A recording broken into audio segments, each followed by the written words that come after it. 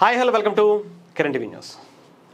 పెద్ద cinema late అవుతుంది. రామ్ చరణ్ గారికి మొన్న గాయం తగలడంతో కొంత డిలే అవుతుంది. సినిమా అంతా కూడా పోస్ట్పోన్ అవుతుంది. కొంతమంది జూన్కి వెళ్ళిపోతుంది, మేకి వెళ్ళిపోతుంది అనేటువంటి మాటలు పుకార్లు షికార్లు చేశాయి.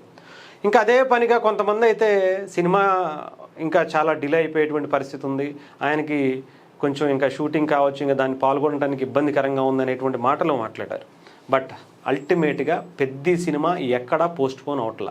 అనుకున్న టైంకి సినిమా థియేటర్లో దిగటానికి రంగం సిద్ధం చేసుకుంది. రామ్ చరణ్ గారికి కంటికి గాయమైనప్పటికీ ఆయన షూటింగ్లో రెగ్యులర్ షూటింగ్లో పాల్గొంటున్నటువంటి పరిస్థితి కూడా కనిపించింది. చెప్పాలంటే ఆయనకి ముందు రోజు షూటింగ్లో గాయమైంది, చాలా పెద్ద ప్రమాదమే తప్పింది. దాని గురించి కూడా మనం కూడా వీడియో చేసుకున్నాం.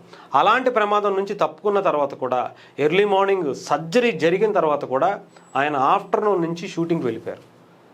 ఎంత బలమైనటువంటి ఆయన పని మీద ఎంత బాధ్యతగా చేస్తున్నారో చూడండి. తనను నమ్ముకుని ఎన్నో కోట్ల రూపాయలు ప్రొడ్యూసర్లు ఆ సినిమా మీద పెట్టుబడి పెడతారు. వారం రోజులు డిలే అని చెప్పి రెస్ట్ తీసుకోవాలని చెప్పి డాక్టర్లు చెప్పినా కూడా వారం రోజులు అంటే దానికి ఇంట్రెస్ట్లు, ఎంతోమంది టెక్నీషియన్స్, ఎంతోమంది జూనియర్ ఆర్టిస్టులు, డేట్లు ఇవన్నీ కూడా చాలా చాలా ఇబ్బంది అయిపోద్ది.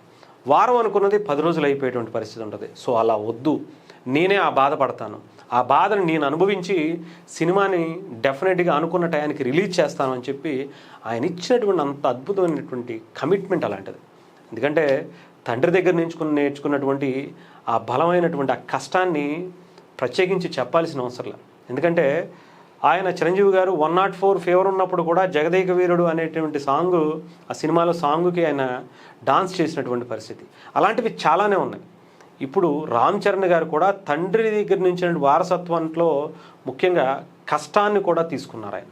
అందుకనే అంత పెద్ద ప్రమాదం నుంచి బయటపడి అంత సర్జరీ జరిగి అంత ఇబ్బంది పడినా కూడా మళ్ళీ తెల్లారేపాటికి మళ్ళీ షూటింగ్లోకి వెళ్ళిపోయారంటే ఆయన బలమైనటువంటి ఆ గొప్పతనం ఏంటో మనం ప్రత్యేకించి చెప్పాల్సిన అవసరం లేదు. సినిమా మీద ఆయనకు ఉండేటువంటి ఇష్టం కావచ్చు, ప్రేమ కావచ్చు, ఇవన్నీ కూడా ఆయన ఆ కష్టాన్ని మనకి చూపించేటువంటి ప్రయత్నం మొన్న గ్లిమ్స్ చూస్తేనే అర్థమైంది ఆయన ఎంత కష్టపడుతున్నారో. నిజంగా ఒక పైల్వాన్ అంటే నిజంగా చూడండి, అసలు ఎప్పుడో వెంటనే తప్ప ఈ రేంజ్లో కనిపించలే. అలాగే ఈ సినిమాకి సంబంధించి ఆల్రెడీ షూటింగ్లో కూడా పాల్గొన్నారన్నాను కదా, అలాగే సినిమా ఎక్కడ పోస్ట్ పోన్ అవ్వట్లేదని ఆయన నోటి నుంచి చెప్పినటువంటి పరిస్థితి కూడా ఉంది. ఒకసారి అది కూడా మీకు వినిపిస్తాను, చూడండి. బాగా వింటున్నాను, కొంచెం ప్రమోట్ చేయండి. ప్రతి లేట్ అవ్వట్లేదు, బాగా వింటున్నాను. ఇది ఆయన నిహారిక గారు రాకాస అనేటువంటి సినిమా ప్రమోషన్స్లో భాగంగా రామ్ చరణ్ గారితోనే ఒక చిన్న చిట్ చాట్ ఏర్పాటు చేసుకున్నారు. దాంట్లో కూడా చూడండి, ఆయన కంటికి అంతా కూడా కొంచెం మేకప్ కనిపించకుండా చేసుకుని ఆయన షూటింగ్కి వెళ్ళిపోయినారు. ఆయన కూడా అది కూడా షూటింగ్లోనే ఆల్మోస్ట్ అయిపోయింది, ఈ రోజుతో కంప్లీట్ షూటింగ్ అని కూడా ఆయన ఆ ఇంటర్వ్యూలో కూడా చెప్పేశారు. సో అంటే ఆయన అంత దెబ్బ తగిలించుకుని కూడా 2-3 రోజులు సినిమాని షూటింగ్ అంతా కంప్లీట్ చేసుకుని ఈరోజు అంటే ఇది నిన్న జరిగింది, నిన్న కూడా కంప్లీట్ అయిపోయినటువంటి షూటింగ్ అంతా పెద్ద సినిమాకి మొత్తం అంటే గుమ్మడికాయ కొట్టేశారు అని ప్యాకప్ చెప్పేశారు అనేటువంటిది ఆయన ఇచ్చినటువంటి ఇంటర్వ్యూలోనే అర్థమైంది.